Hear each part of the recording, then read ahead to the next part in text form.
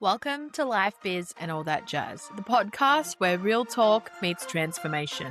Whether you're navigating mental health, healing from trauma, or just trying to find yourself again and really live a life that's truly aligned to what you want in life, not what you've been told to believe, then this podcast is for you. I'm your host, Jasmine Lisciotto, and every week we talk about the messy, we talk about the healing, we dive into the empowering processes. What we share on here is all about different modalities, different ways of healing, with the overall purpose to understand that you are never alone. The world is a very big world out there, and just because you may not have anyone around you that can support you right now, you are never alone. You are enough and you are never alone. Today's episode is about anyone that's been through darkness and just really wants to understand how they can come back to feeling at home.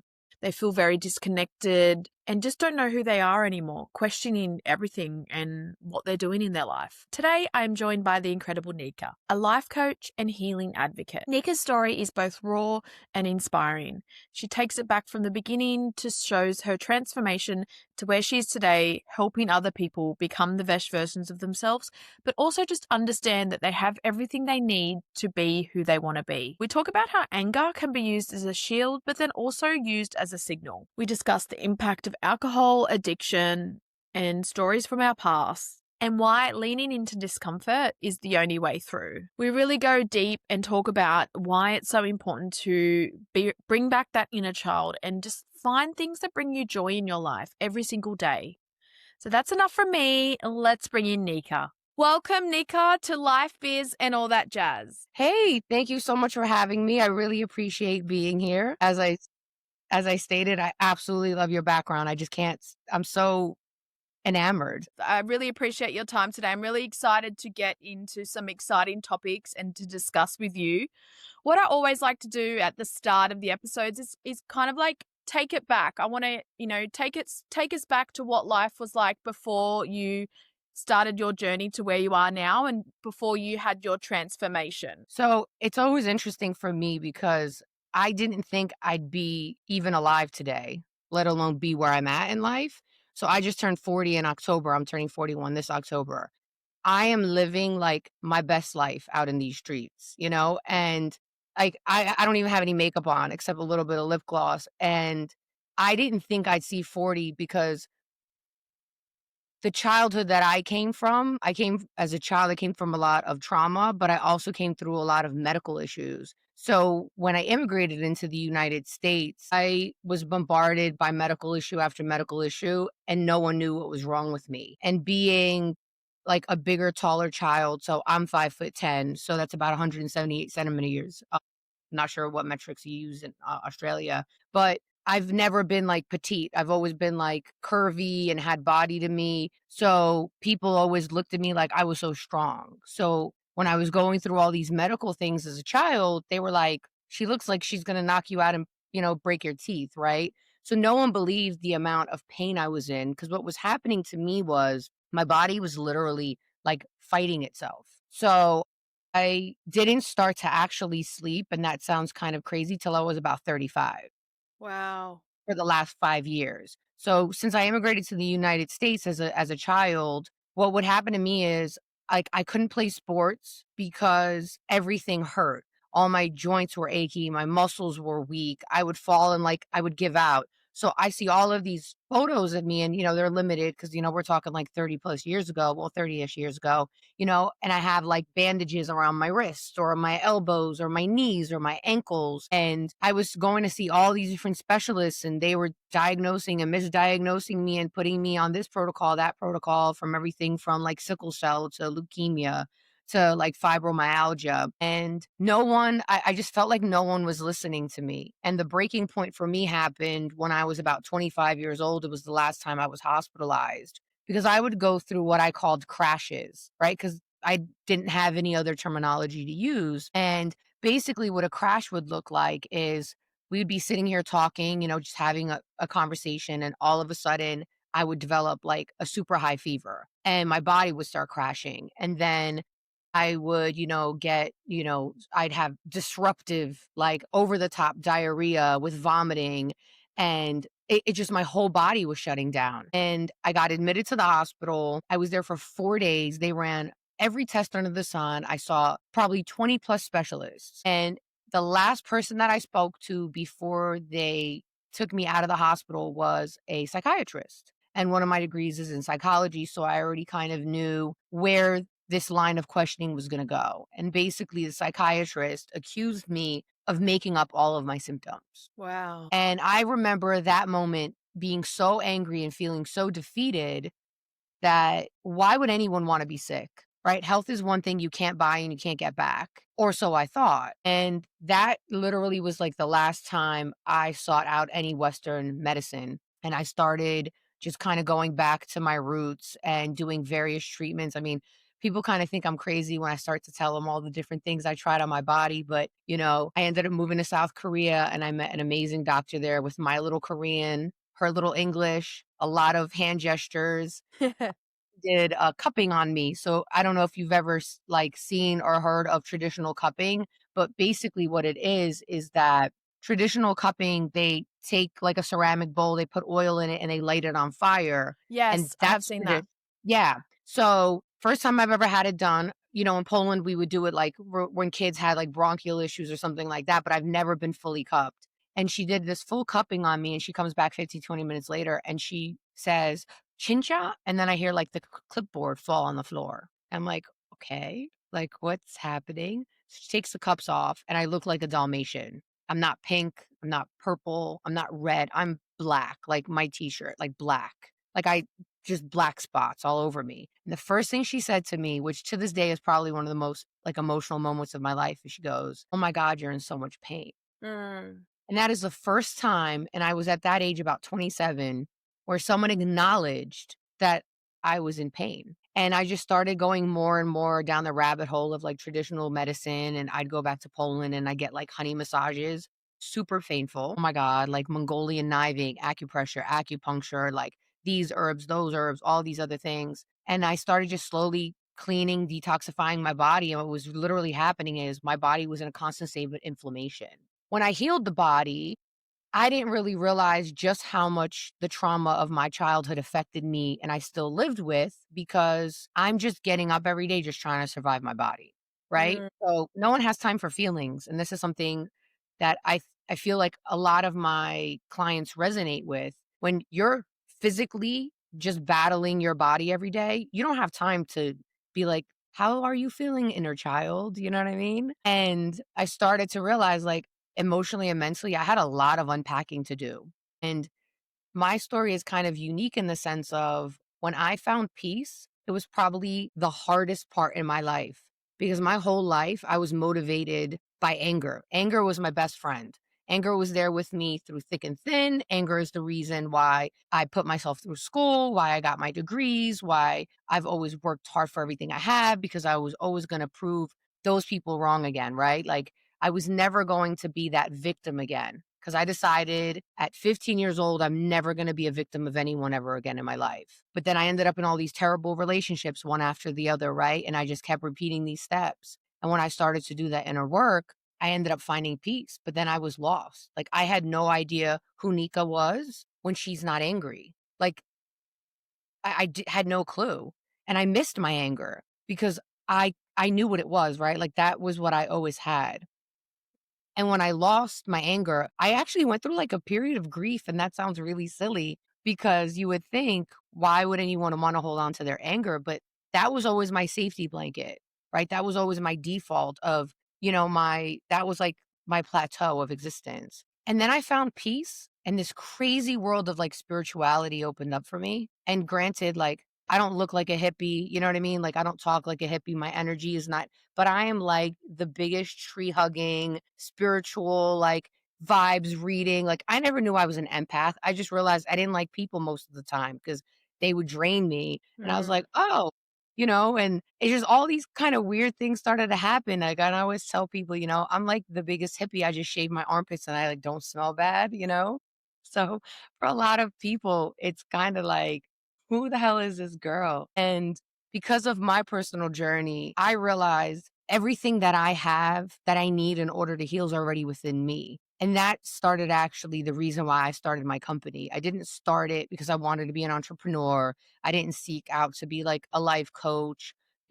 My objective was just basically to tell people like, hey, I did it, you can do it too. And that's kind of where I'm at today. At 40 years old, I feel the best I've ever felt. I feel I look the best I've ever looked. And I just know where my left foot and my right foot is. And I no longer have bad days. I have maybe bad moments when we all do, but I'm so blessed. It's ridiculous. Wow, I love everything that you just shared then, and I feel like I resonated with it so much because I'm at like a similar stage in my life, and then going through everything and then coming to the realization that, everything that I needed, I had within me. And something that you said, I write notes as you're going because I feel like I get to the end and there's so many good things that you said. So I put some notes down. But one thing I read on your website, which I thought before our conversation today, which you touched on that as well, but you mentioned like nothing grows from a place of comfort, which I think is really, really important. So I want to chat about that. So I thought I'd just mention that first. But another thing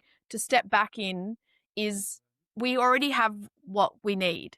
And you mentioned that. And it took you to that point where you realized everything that I need, I have. And it's accepting that and knowing that we have it already. And it's just getting to that point. Another thing I thought was really interesting where you said about the anger, because we all, especially from trauma from childhood, for myself, like I always attach to perfectionism and, having to have everything right, people pleasing.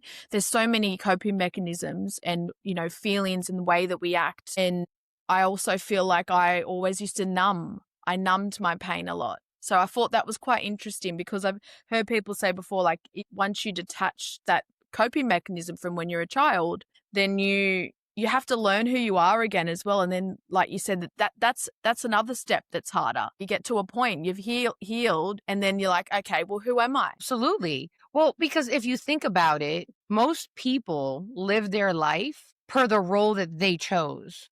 So, how many, like, I'll get prime example is a doctor, right? Once you get that degree, you're no longer a Mr. or a Miss, you're a doctor.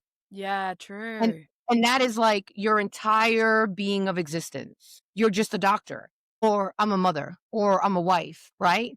And then we feel as though we kind of pigeonholed ourselves. The problem with those of us who've gone through trauma is we don't realize that we keep telling ourselves the same story. And therefore, that's keeping us in our trauma because it's Yeah. never allowing space for us to grow. So it's interesting because people always, when I tell people, you're never gonna grow from a place of comfort. The most uncomfortable thing and the hardest thing you're ever gonna have to do is deal with yourself. Yes. Because you can't escape yourself. You can't lie to yourself. You're the first voice that you hear in the morning. You're the last voice that you hear at night. You're the last voice you're going to hear when this body passes. You cannot escape yourself. But we spend so much of our time just trying to be distracted by the noise in order to not deal with ourselves. It's the same thing with me. And I love the fact that you called yourself out on being a perfectionist. I thought being a perfectionist was great until I realized I'm not being a perfectionist because I want to redo something 100 times. I'm being a perfectionist because that's my need of control. Mm. Because I didn't have any. There were so many things that I've experienced and that has happened to me. I didn't have control. So now I want to control every single thing I possibly can. So is it really perfectionism or is it control? And I think those are the kind of the questions that you start asking yourself when you start doing that type of work. And you just got to get uncomfortable with it. And the closer you come to that uncomfortability, I feel like just life and just perspective changes for you.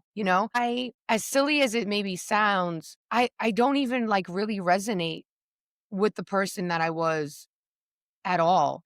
And I don't even know when I stopped feeling the pain and the memories, as I call it. It's just, I let it go. I decided that I'm not going to allow a situation or a person or an interaction to change me. I'm no longer going to be reactive to the things around me. And I'll give you like a prime example. People always talk about like meeting energies. I'm not selling my energy to reciprocate yours. I'm going to keep my energy where my energy is, and I'm just going to handle yours accordingly. But I'm not going to change up. I'm a good Perfect. person.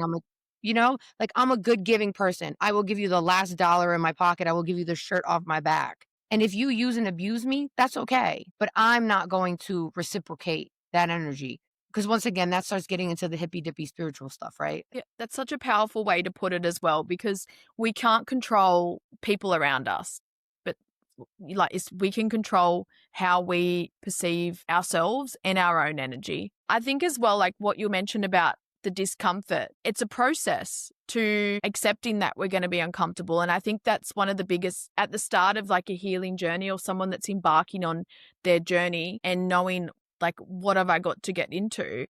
I think it can be the part that really puts people off doing the work is no one wants to be uncomfortable. Absolutely. We all love comfort, and that thought of like deconditioning or having to, go through and think about the past or, question certain things or confront people around us that may have hurt us or forgive ourselves, I think as well, is if we've, done things that we never agreed with, then that's also a big part of the whole healing journey. But what would you say to someone now if they're listening and they're really at that stage of feeling uncomfortable?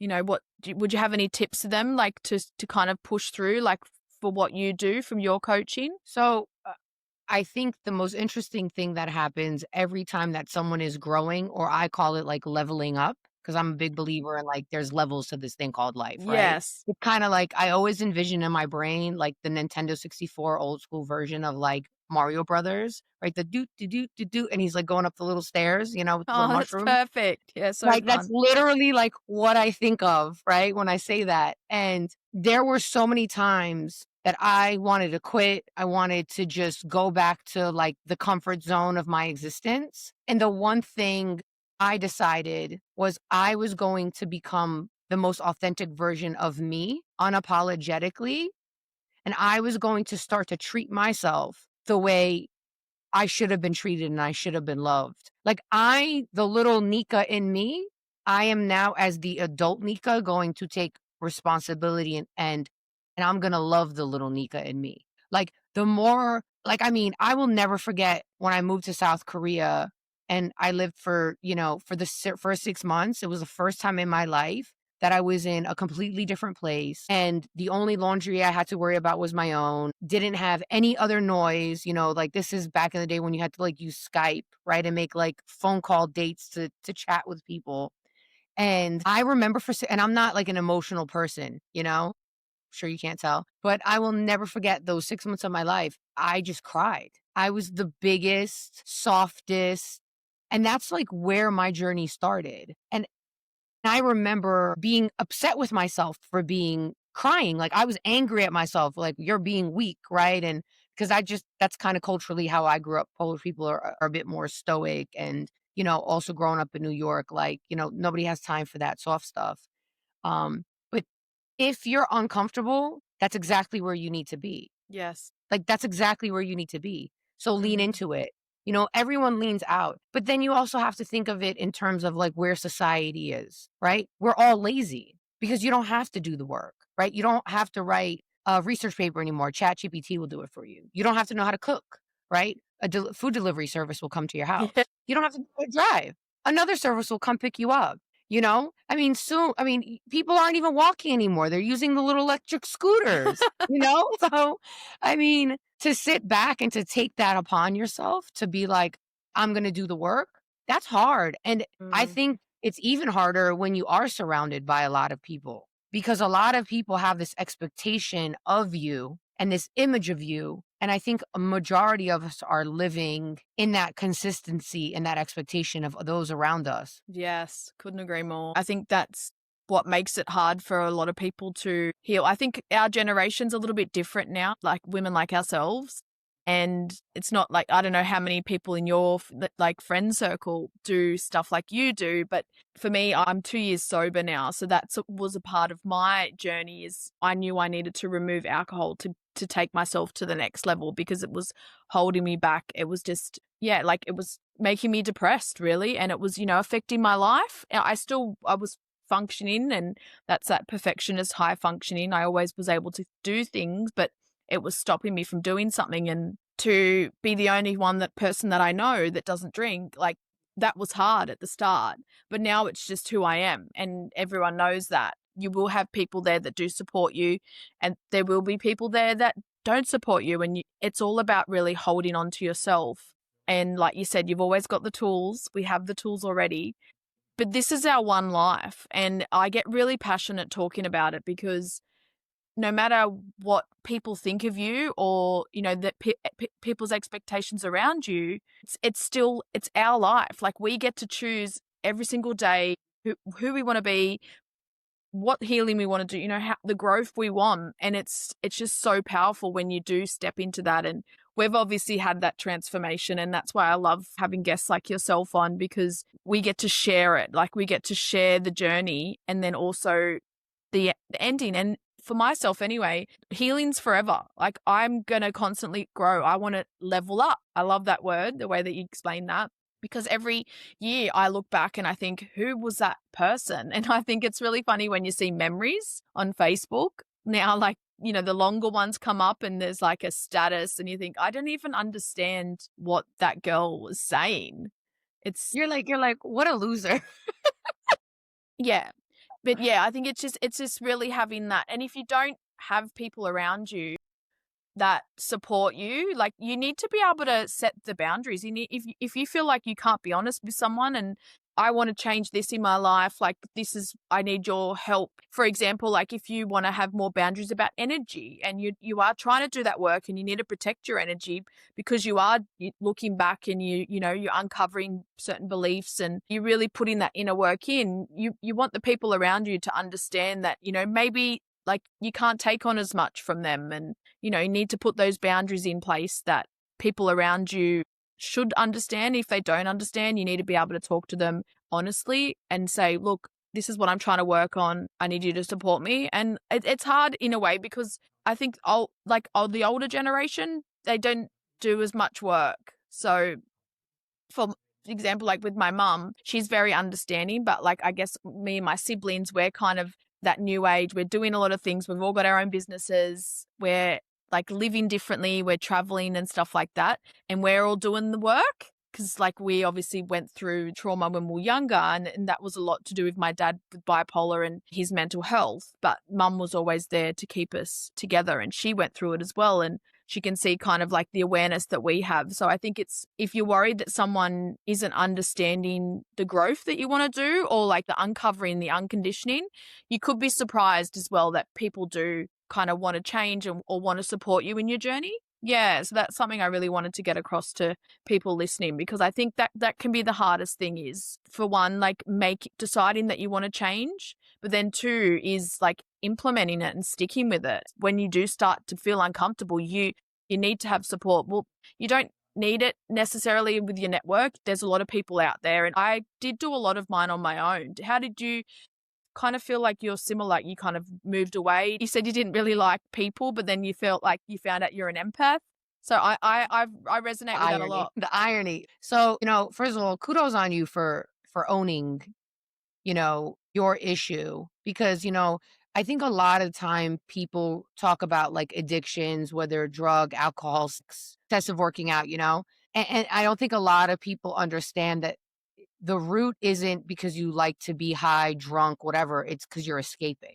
Like it all comes back to you're trying to escape something. Yes. And that is one of the hardest things, especially when it comes to alcohol, because it's so socially acceptable. Yes. So socially acceptable. And, I grew up with a lot of people who had a lot of addictions, but it was kind of like, in the Polish culture, like you're at 11 o'clock in the morning at someone's house and a bottle of vodka's on the table, and that's socially acceptable. Like it's not taboo. Now, the newer generations are kind of changing that up. But growing up, my mom personally never really drank. It was once in a blue moon. But when I'd be around the extended family, we would see a lot of that. And I had a lot of people close to me that dealt with various different addictions. And I always say this to clients that I work with any type of addiction is I would have probably been like the best, highest functioning alcoholic on the planet. Yeah. Because when I do anything, I do it to 1,000% of a success rate. And I don't think I would have ever hit rock bottom. Like, I think I would have hit a situation where it would have been so tragic that if it didn't take me out, I would have taken someone else out with me. Mm. And just growing up and seeing addiction, I think the reason why, and I like my tequila, I like to drink, but my grandfather basically passed away when I was 12 due to his raging alcoholism for decades. And hearing my mom talk about it, I never wanted to do that to my mom. And then I instilled 2 rules the more and more started growing up, and, like, I started drinking at, like, 11, 12 years old, right? Like, it wasn't poo-poo taboo, right? But there's always 2 rules that I kept, and to this day, I am hard pressed on those rules is I never ever drink alone, ever. Like, there's no night I have 3 bars in my house. Yeah. I have probably more alcohol than some bars do. I've never touched a bottle of alcohol without someone else coming over, and if we're doing drink for drink. So if I have a drink, you have a drink. You're not having more than a drink, I don't have another drink. I don't drink Yes. alone. Okay. That's the one rule. And number 2, I never drink when if it's not celebratory, meaning if I'm not in a good mood, if we're not celebrating something, like I don't drink to decompress. I don't drink because I'm sad.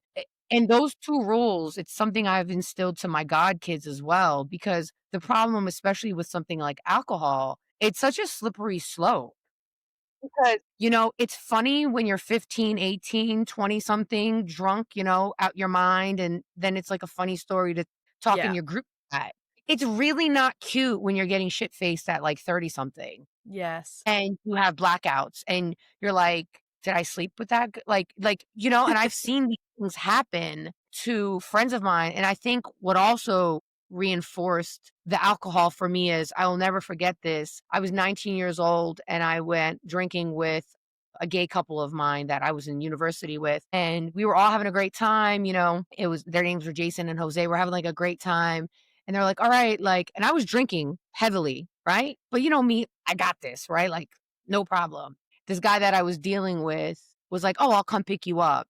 I was like, "Okay, great." And I will never forget Jason being like, "Are you sure? Like, you're pretty drunk. Please make sure you get home safely." And this is like flip phone era. Like, this isn't like tracking location like it is today. Unbeknownst to my drunk ass, the guy took me home. I woke up in the morning to him raping me.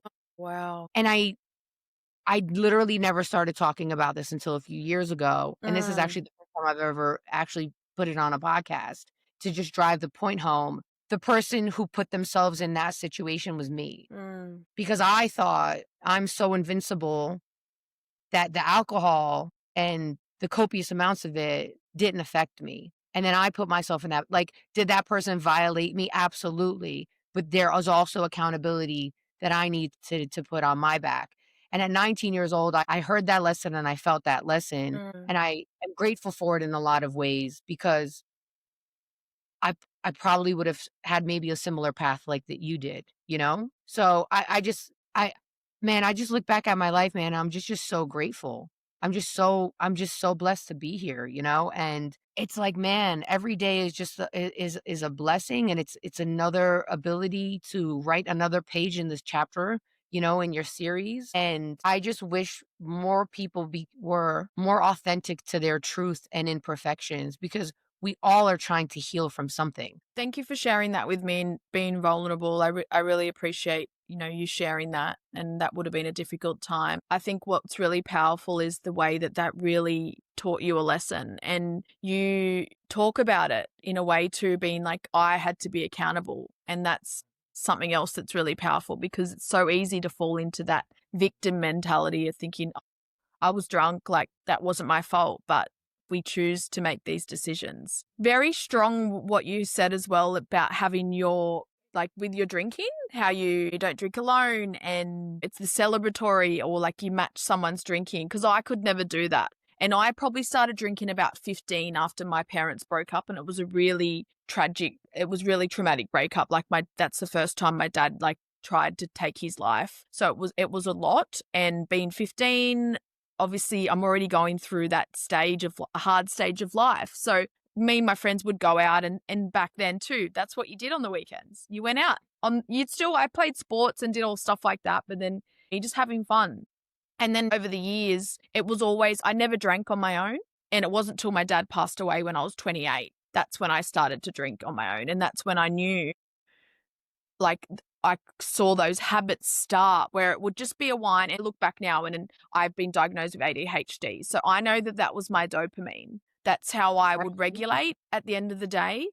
And I would deal with things, and the numbing. If something happened, and mine wasn't really like celebratory as well, but more if I was sad, if I had a breakup, like that's what I would turn to, was the alcohol for all different types of emotions. But then I also went through some stages because I knew, and I know now, I look back and it wasn't the alcohol, I wasn't addicted because I didn't drink in the mornings. I didn't drink every day. I still did everything I still went to uni. I still had a job. I had this life, but then again, it was just that alcohol was so socially accepted, and putting all that pressure on myself, like I still was able to tick all these goals, but on the inside, I was just slowly eating myself away, and like running off coffee, and then at night alcohol pretty much. And yeah, it was when a few years after I turned 30, and I was like, all right, now I've got to like kind of like fix things up a bit. And that's when I more started that my proper healing journey. And that was 7 years ago now. So noticing over the few years of first starting that, I did do a few 75-day challenges without drinking, and I could do it. Like I knew what I was capable of doing, but then I'd get to the end of the 75 days, life would happen again, everything around me. And that was not taking accountability or control, that if I don't want to do it, I don't have to do it just because everybody else is doing it. And it was learning to kind of get to a point where, no, I'm putting myself first. And it was after a really like bad breakup. And it was more sad because like we were planning a future together, and it was really serious, and then we just grew apart. So after that, I was like, I need to change something. And then I stopped. And then when I stopped drinking, the first 3 months, I had this experience of like release, and I cried all the time. Like I was just crying and crying. And for that, I felt like I truly dealt with losing my dad then. Because for all those years, I just pushed everything down, and I dealt with a lot of things that I went through as a child, and really done that deconditioning. And now it's just like that big release. And now I just look at things in life, and I love the way that you explain it as well. Is like it's like my best version of myself, and I always had everything I needed. It was just really finding the right path and the right steps to get there. And then here we are, sharing our journey, which I think is really, really powerful. And it's just like you said as well, like if we just want more people to realize the power that we have, the power that you have listening right now. If anyone listening right now, it's just like you just have to believe, you just have to hold that fire inside you. And most people, I think, will try, like, you're probably thinking, I've tried this, I've tried that, but it's still not working. You just got to keep going. Hey. So I love the fact that we're just completely on the same wavelength. But I think the reason why a lot of people don't find their power is because they have no idea who the hell they are. Yes. Like the biggest thing that I was taught by every client that I worked with, and this became this resounding theme, that I didn't even realize I did this with myself, right? Because when I went through my own journey, I had no mentors. I had no idea what the hell I'm doing, right? I'm just winging it. Right? I'm just going to throw some stuff to the wall, see what sticks. Yeah. And the one thing I realized is you cannot find your own power if you have no idea who you are. So it's before you even can find your power, you need to actually reconnect with yourself. And no matter what client I've worked with, whether it's sex addiction, infertility issues, fibromyalgias, PTSDs, obsessive compulsive, when I meet other coaches, and I always laugh because even I like, who the hell am I, right? In like so many ways.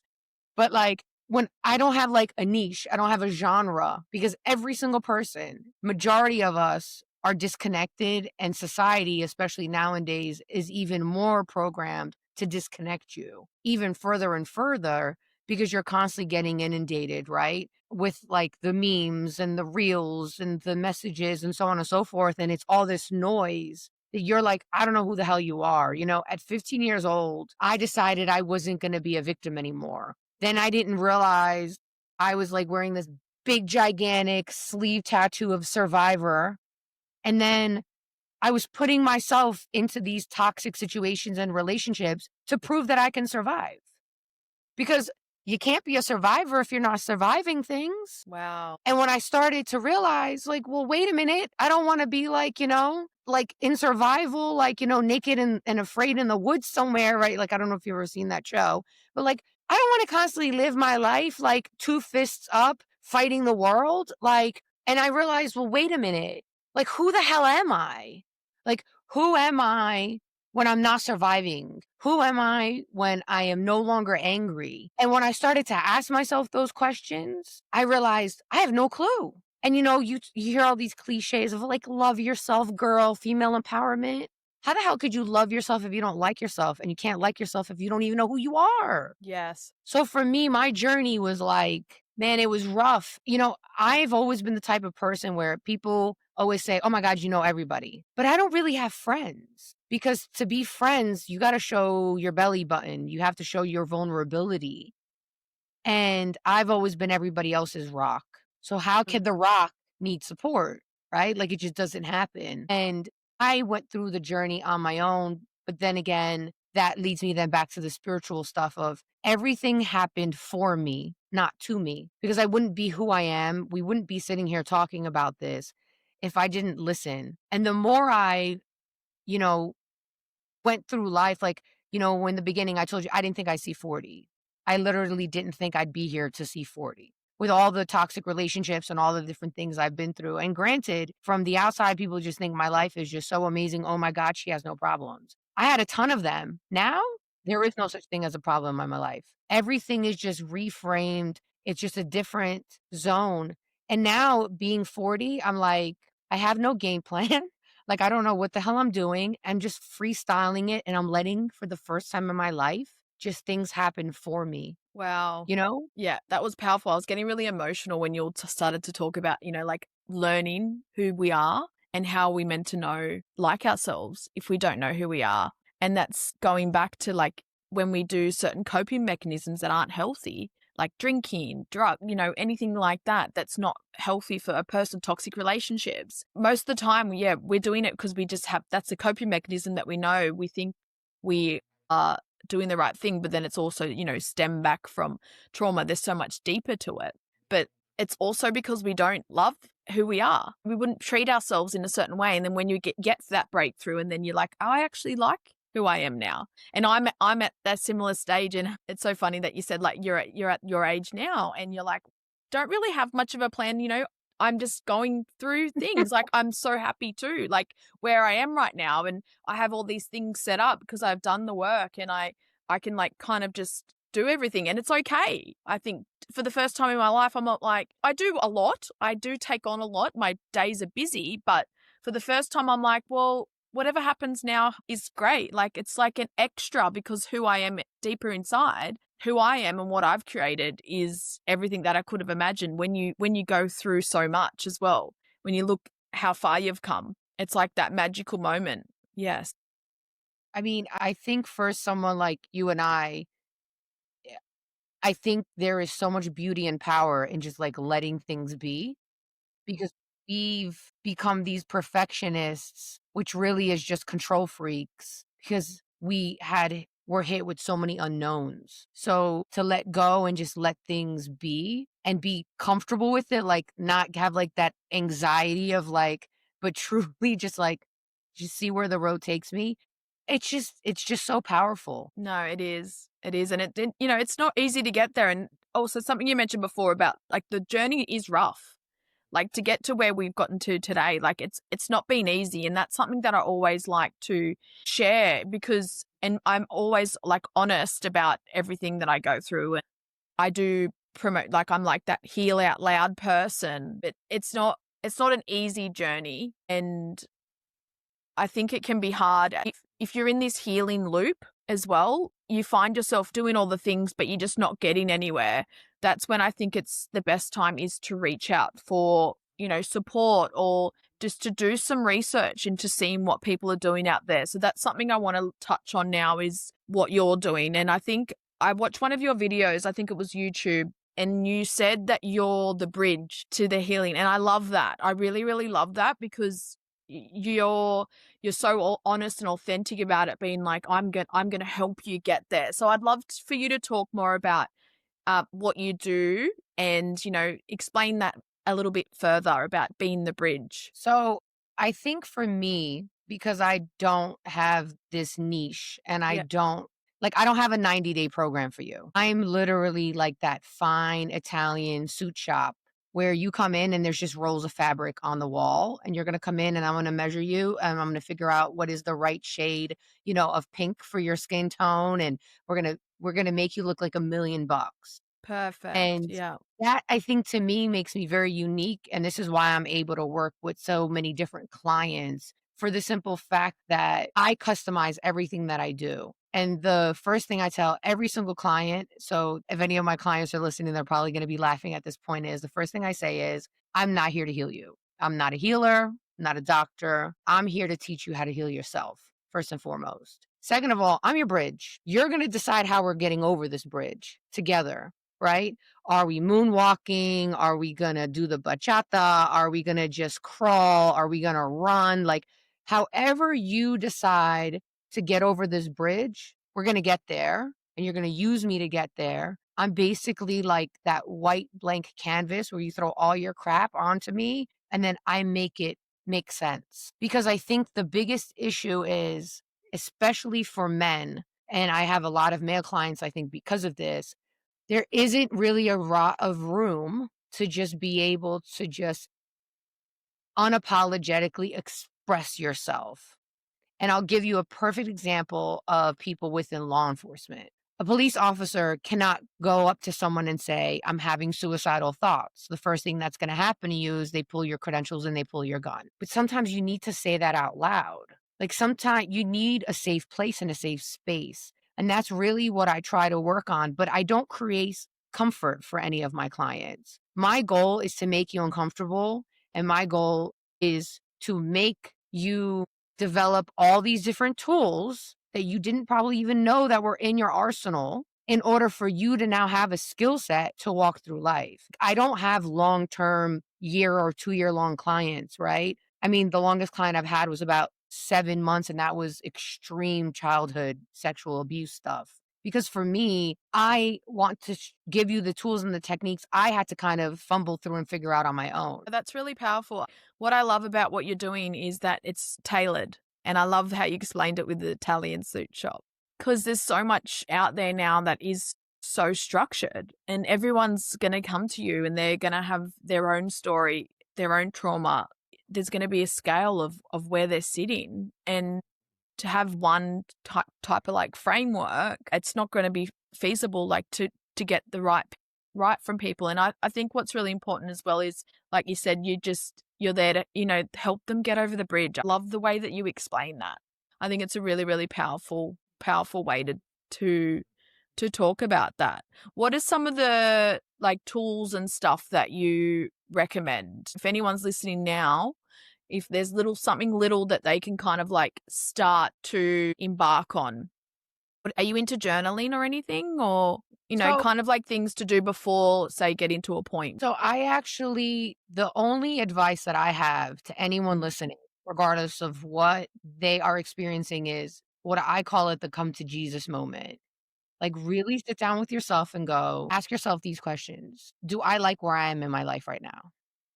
Yes or no? If not,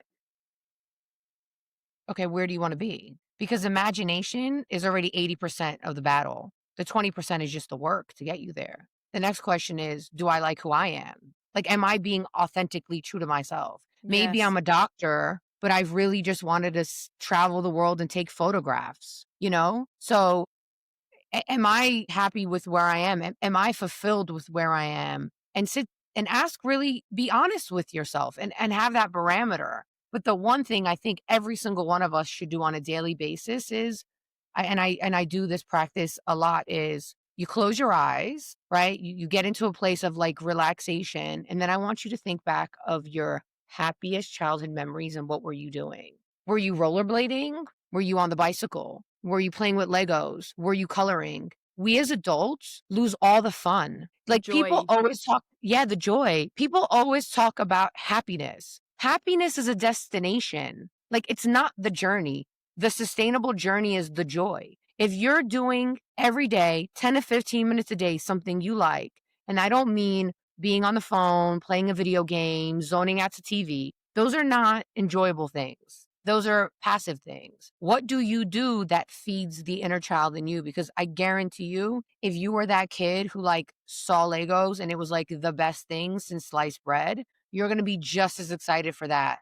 And now as an adult. And this is why you see people when they start hitting the golden era, the senior age of their lives, right? Like the 80s, the 90s. What do? Right? They do like the crossword puzzles. They do they do all of these childlike activities because now they have time and they're doing things that they enjoy to do. Why wait until you're senior to do that? Yes. Start it today. And then one thing that I can guarantee you, if you start to pick up habits or doing activities that you enjoyed and you start to activate the other side of that brain, that artistic, that creative, that simple, pure side of the brain, you're going to start automatically reflecting and looking at your life differently. And it's going to slowly start to change the trajectory and get you to where you want to be and how you want to be. Great tips, great takeaways for our listeners today. I really appreciate that. Thank you. With the joy, it's so misunderstood because once you do get that joy back,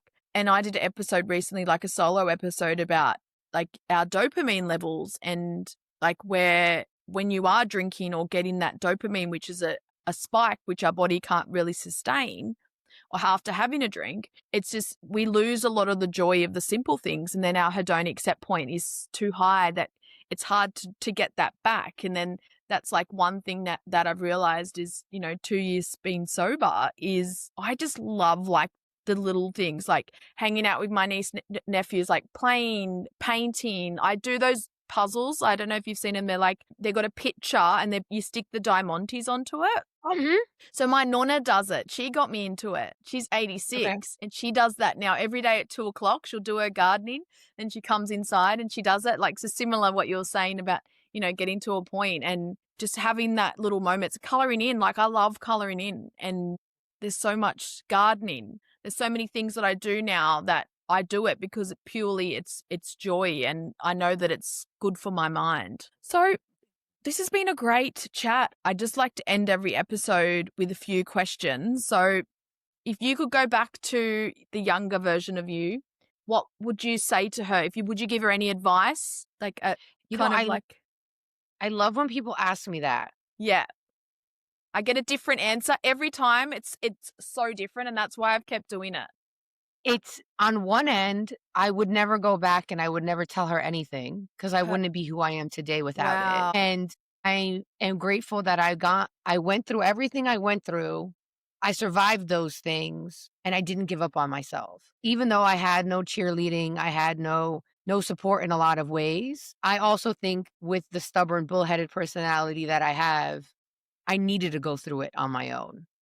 So I don't think I could go back and tell that girl anything because she needed to level up. I love that. See, again, another different answer. That one was really powerful because no one's I've spoken to has ever answered it like that. So I love that. I think in what you do now, the way that you are a coach and what you do, I think that really ties into everything that you have been through and doing it on your own. And you're not you don't hold their hand in a way. Is that a good way? You're the bridge because you already believe in the power that they have. Yes. And that's very powerful.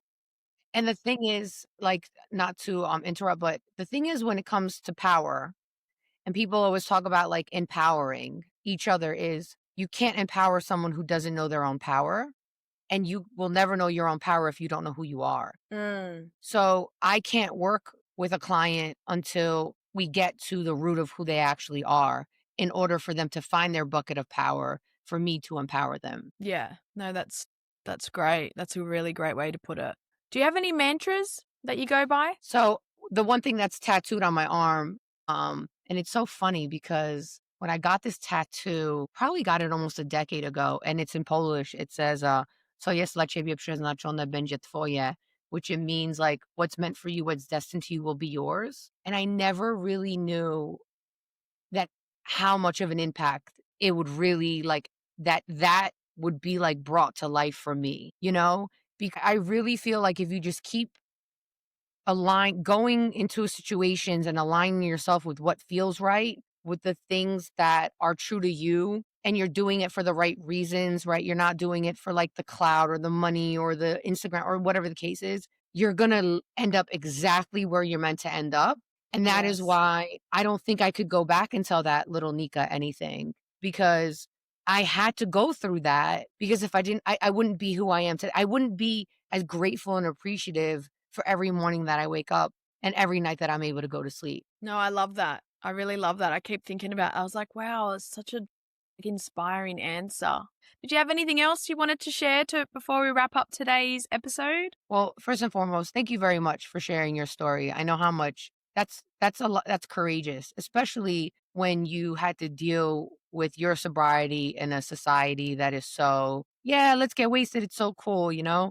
And kudos to you, because that really takes a lot of strength. And I think it's very admirable that you're doing what you're doing. And I'm sure everyone that listens really connects to you. You know, your vulnerability and authenticity like really hold true. And I think the more that people like, seriously, you know, I Thank mean, you. it's like you know, like I'm an empath, so I can read the bullshit like a mile away with people, right? And I think everyone just needs to get back to basics, and just everyone has these beautiful gifts and traits that I think the world needs more of, instead of just being these cliched carbon copies, you know, that they see on Instagram or on TikTok. And I hope your listeners, when they hear this, they'll say to themselves, who am I if all of the things that happened to me never happened? And we could just take a magic wand and just bring you back to basics on who you are. And I feel like that's a really important, like kind of philosophical question that I know kind of started my journey of getting me to where I am. Wow. Great. What a great ending. You've given some really great takeaways for our listeners. I think, little tips here and there that people are really going to be able to listen to this and just think, where am I? Who am I? I think that's really important. So thanks for your time today, Nika. I really, really appreciate your time, and it's lovely to connect with you. And to everybody else listening, remember, it's progress, not perfection. And I'll see you next week.